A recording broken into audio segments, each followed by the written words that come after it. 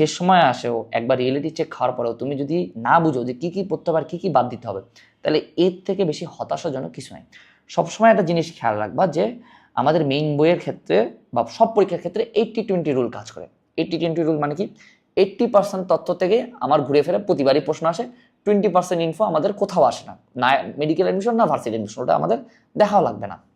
তো তোমাকে এই 20% ইনফো জানতে হবে যে এগুলো আমার বাদ দিতে হবে। বাকি 80% ইনফোর মধ্যে আমার 40% ইনফো যে খুবই খুবই গুরুত্বপূর্ণ, এগুলো আমাদেরকে বেশি ভালোভাবে পড়তে হবে। তুমি কিন্তু এগুলোও জানো না, এখনও জানো না।